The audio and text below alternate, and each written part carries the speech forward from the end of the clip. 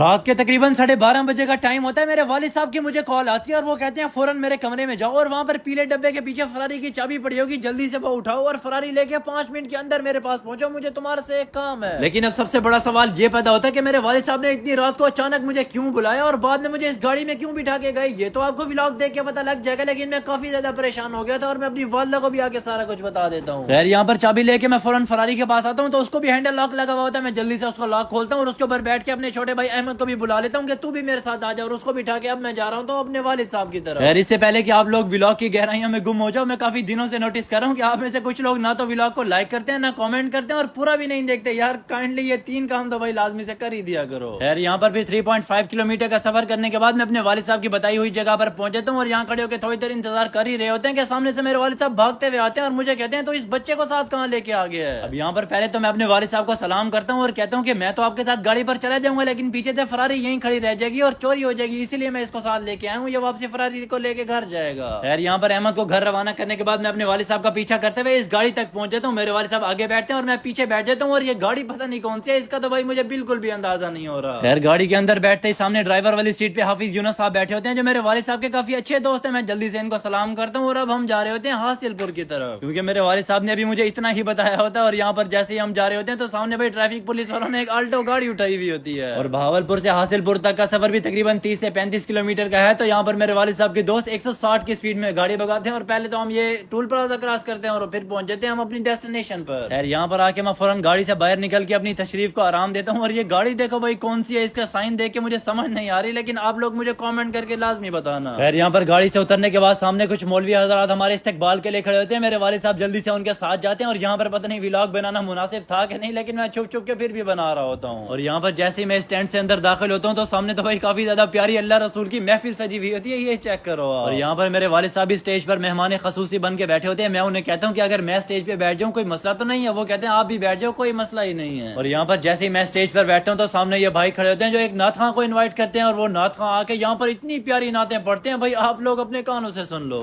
جس نے زمزم کا پانی پینا ہے اور مکہ شریف جا کے پینا ہے, شیر ختم ہو تو سبحان اللہ ایسے بازو اٹھا کے ہاتھ اٹھا کے اکھ اکھ تو نہیں بک کر دے چکیاں